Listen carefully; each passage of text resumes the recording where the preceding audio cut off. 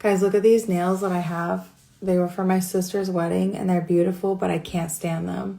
And I am going to have to soak my fingers in acetone to get them off. So I'm kind of avoiding it, but every second wishing that I had that acetone to soak my fingers in. Anyways, hello, many of you are new here.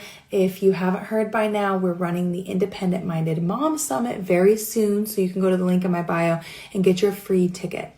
But I wanted to talk to you today about some posts that I've been making. I'm making some questions, a lot of solidarity, and how this relates to the Independent Minded Mom Summit. So if you've been following me for a while, you'll know that I don't do things the way the mom next door does them, whatever. And if you're watching this, then you're probably a fellow freak, okay? What society would call us, right? We went to college, we've always been rebellious, but all of a sudden when we had children, we decided to stay home and really, really focus on doing a good job at raising kids because we realized, like, biologically, mentally, spiritually, that it was like the most important thing that we could ever do is do these kids justice. And it's also the biggest way to grow spiritually and as a woman is to be a dedicated mother who holds space for her children. So I've been sharing these 5 ways that you can enjoy mothering more. And they're really, really simple, but they're actually not easy. A lot of them are not easy. And you guys might have like 1 or 2 of them down and be working on the 3rd and 4th. And some of you may be working on all of them. Wherever you are, this is going to apply to you because we can always improve on any of these given things, right?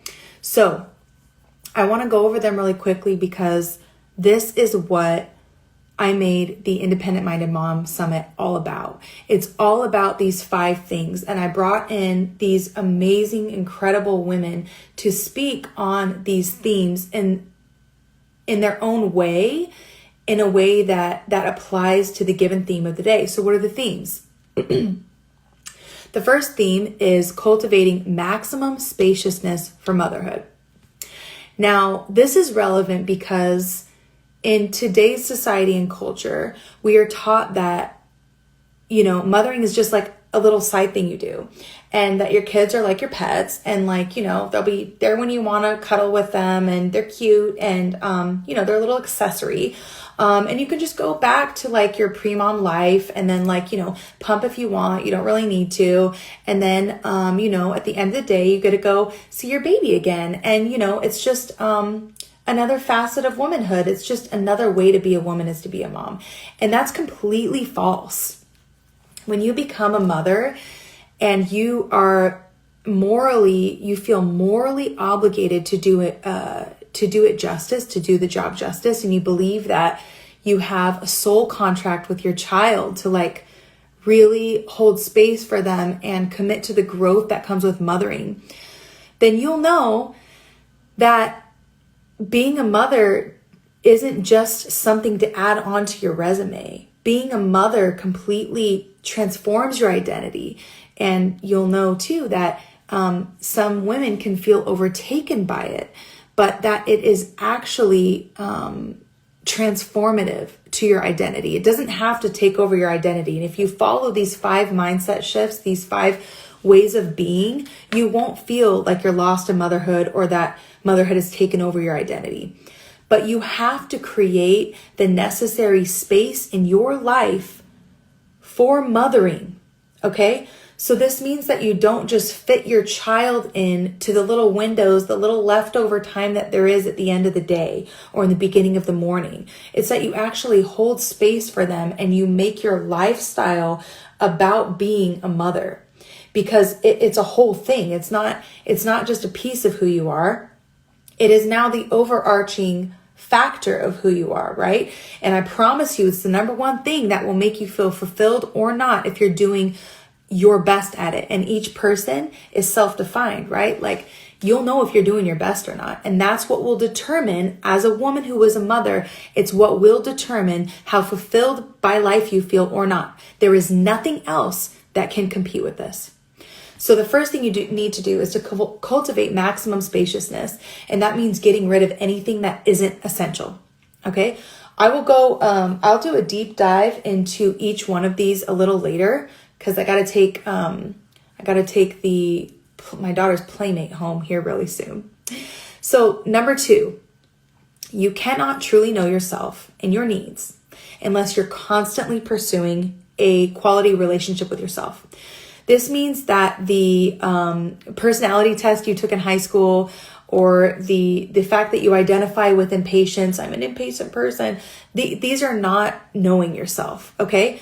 It's important to know the facets of yourself that are weaknesses and strengths, but every single year, every single week, every single month, we evolve as people.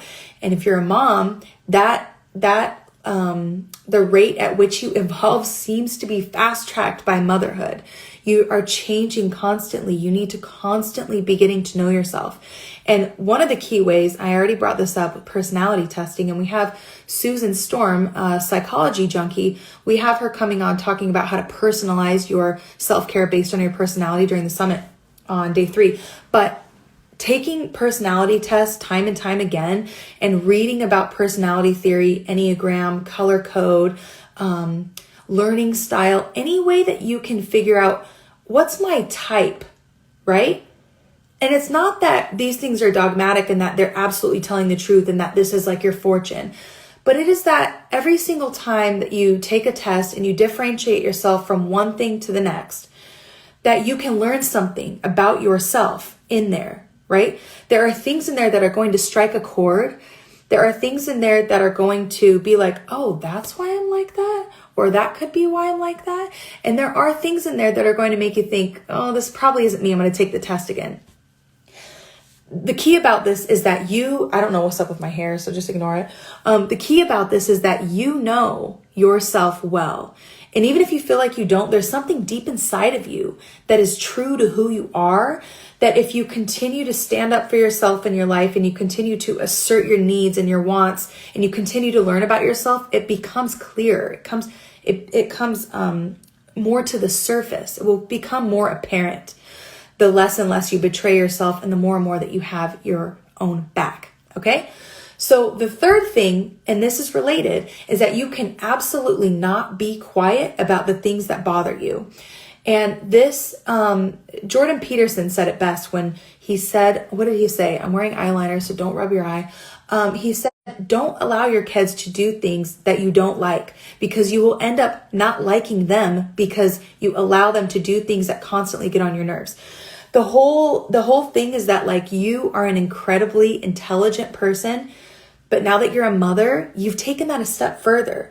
There are things that you feel that are like, no, my kid needs to stop doing that. That's really irritating me.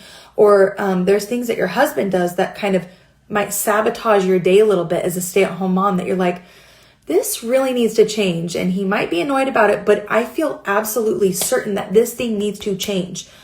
And your family is relying on you to be transparent and genuine and forthcoming in asserting yourself, because I'll tell you right now, as the mother, you are the center of the household. You are the thermostat. This is why there's sayings like, if mom ain't happy, ain't nobody happy. And it's funny when people try to change this saying, because it is an absolute fact that the mother will determine the feel of the house. So if you are not asserting yourself with things that bother you or things that are important to you, eventually you will end up indirectly letting down your whole family. So it is very important that you're centered in the household. And this doesn't mean that you're the only person that's important. It means that you're centered because you're the one that holds the family together. You're the one that holds the home together and the culture. You create the culture by what you allow and do not allow to happen. Okay, number 4. Follow God alone and get really clear on what rules you follow that are God's rules versus which ones are man-made. This is crucial. This takes me back to when I converted to Islam, which I hold steady with. The Quran is the only book of God, but so many Muslims follow the extracurricular books called Hadith. And this is true for a lot of Christian religions as well. You need to be really clear on what you believe to be God's word and God's unwavering commands. And what is culture? What has been cultivated over time to be made to seem like it's God's law, but it's actually the church's law. It's actually, Sharia law, which is like a bunch of imams come together and decide on things very similar to Christianity. You need to get very clear on what is God's word and what is not, because you could be following things religiously that are not part of your religion or, God's word and the way that you follow it. So you need to be really clear in differentiating what is God's word and what is not. And that way you'll be able to let loose a little bit and create a culture that you love, not one that's based on like European standards of ideals or colonization standards of ideals or even superstition. I run into this a lot with my husband's family. His mom has a lot of like beliefs that she thinks are religious, but they're actually just superstition. So it's really important to be able to differentiate what is what, right? One small example of this is that I love Halloween. I love mischief. I love mystery. I love spooky. And I love all the perspective that comes around highlighting the things that tend to be creepy. And this is not like, the occult stuff. This is not like Ouija board. None of that. Like no demonic stuff. But like the things that society tends to look at as creepy, right? Like Gothic style or, haunted houses and stuff. It's all fun and I love it. But for a long time, I thought that it was going against God to like love this stuff. But I had to differentiate what was demonic stuff that's like highlighting Satan, shaitan or whatever, and what is actually just like spooky stuff that I love that's just part of culture, right? So it's really important to differentiate the two. And I'll say number 5 right now, and I'll say it quick because it is a quick one and I gotta go take my girl home. Nature contains all the medicine that you need for daily life. We are in a society and a culture in which we were conditioned to believe from birth that the doctor has all the answers to anything you're experiencing, or your teacher does, or your church teacher does. Someone outside of yourself, someone outside of God's wisdom, right? A human being is the authority of and keeper of the wisdom of what will unlock your happiness and your health and your well-being. And it's just false. So, you'll hear a lot of moms when they become moms, man, so much centers around like, how do I train my kid for sleep? Like, how do I make them do what I want them to do? How was your well visit? Like, how did your well visit go? How often do you take them? How much do they weigh? What do you do when they have a fever? All of these things that moms tend to worry about when they first become moms is reflective of our culture that really teaches us that we are not the experts of our children, that our bodies are not wise. Our bodies do not know what to do. In fact, we need an authority figure, a human authority figure to go consult with every single time there's a problem, right? A perceived problem. And that's completely false. If you live a lifestyle that is based in and on nature and in the natural course of things and in trusting God and really like optimizing how naturally you live, you will find that life is a lot more harmonious spiritually, mentally, emotionally, and physically. Okay? These are the 5 things that have completely changed the way that I mother and have allowed me to actually feel not only empowered as the expert of my own family, but also to just effing enjoy being a mother around the clock. But make no mistake, it's not like they tell you, oh, you can have it all. You can add mom onto your resume. You can be a mom and a career girl. No, you can't actually live as both a man and a woman at the same time. But you can live as the woman that you are, the unique woman that you are, and enjoy mothering thoroughly, even the parts that people bitch about, like waking up throughout the night to tend to your babies. I love doing that. I love it. And it's because I've set myself up with these foundations that make my life so supportive that I can actually do that. But it requires living outside of the grain. It requires believing in things that society tells you, oh my gosh, how could you do that? It's so dangerous. It's so crazy. Like, I hope you like my funny faces, but it requires you to actually trust and believe in yourself and in God. And that's something that our society really tries to discourage us from doing. So I hope that these 5 simple ways to change how you feel about mothering help you. And I will do a deep dive into each one of these things. I'm really passionate about each. And if you haven't yet, if you enjoyed this, you're going to freaking love the summit. Go to independentmindedmoms.com or the link in my bio and sign up for your absolutely free ticket to the summit. Later.